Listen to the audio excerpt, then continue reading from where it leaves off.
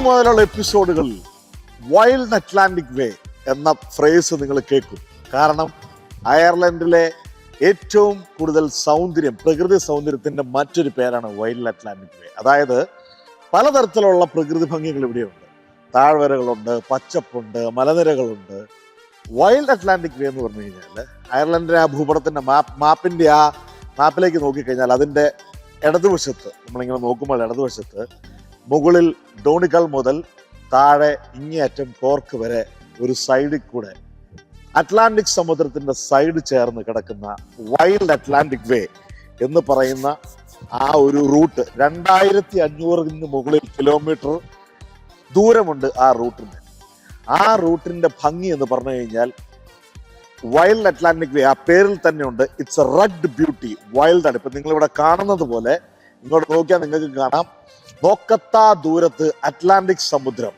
ആ അറ്റ്ലാന്റിക് സമുദ്രത്തിന്റെ ഇടയിൽ മലകളും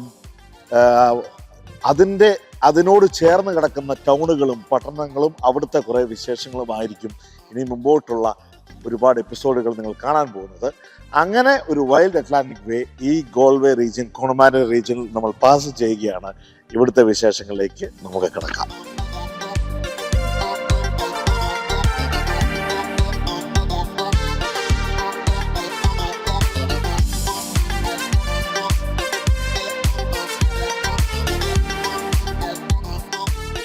കേരളം ഇന്ത്യയിലെ മറ്റു ചില സംസ്ഥാനങ്ങളുമായി താരതമ്യം ചെയ്യുന്നത് പോലെയാണ് അയർലൻഡ് യൂറോപ്പിലെ മറ്റു പല രാജ്യങ്ങളുമായി. എന്ത് കാര്യത്തിലാണെന്നറിയോ?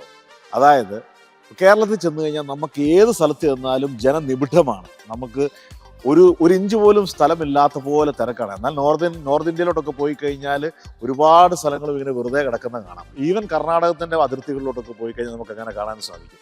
അതുപോലെയാണ് അയർലൻഡ്. ഇത്ര മനോഹരമായ പ്രകൃതി ഭംഗിയും അതുപോലുള്ള കാഴ്ചകളുണ്ടെങ്കിലും ഇതൊന്നും കാണാൻ ശരിക്കും പറഞ്ഞു കഴിഞ്ഞാൽ ഇവിടെ ആളുകൾ വളരെ കുറവാണ്. കണ്ടില്ലേ, ഇതുപോലെ വിജനമായിട്ടുള്ള ആണ്ടിലും സംക്രാന്തിയിലൊക്കെയാണ് ഒരു വണ്ടി ഇതുവഴി വരുന്നത് പോലും. ഇങ്ങനെ സ്ഥലങ്ങൾ കിടക്കുകയാണ്. ജനസംഖ്യ വളരെ കുറവാണ്. 50-55 ലക്ഷം പേരെ ഈ രാജ്യത്തുള്ളൂ. ഈ കഴിഞ്ഞ കുറച്ച് വർഷങ്ങളായിട്ട് ടൂറിസ്റ്റുകൾ ഒരുപാട് പേര് ഇങ്ങോട്ട് വരികയും ഇതെല്ലാം കാണുകയും കേൾക്കുകയും ചെയ്യുന്നുണ്ട്.